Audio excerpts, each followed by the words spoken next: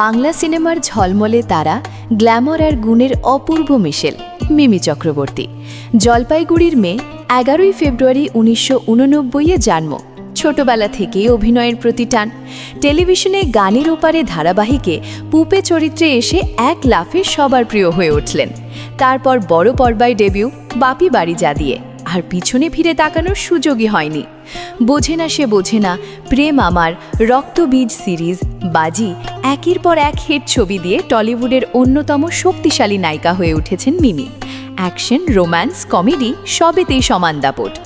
শুধু অভিনয়ই নয়, 2019-এ তৃণমূল কংগ্রেসের হয়ে যাদবপুর থেকে লোকসভা সাংসদ হয়েছিলেন। রাজনীতিতে ঢুকে নিজের ছাপ রেখেছেন, যদিও পরে পদত্যাগ করেন। আর এখন 2026-এ নতুন করে আলোড়ন। হরর কমেডি ভানুপ্রিয়া ভূতের হোটেল 30 জানুয়ারি মুক্তি পাচ্ছে, যেখানে মিমির জাদু দেখা যাবে। এছাড়া হইচইতে আসছে তার লিড রোলের web series queens, thriller vibes. Fashion icon, social media sensation, সাহসী মনের মানুষ মিমি চক্রবর্তী আজও বাঙালির হৃদয় জয় করে চলেছেন। মিমি মানেই স্টাইল, স্ট্রেংথ, তার স্পার্ক। এই তারকার যাত্রা এখনও অনেক দূর যাবে।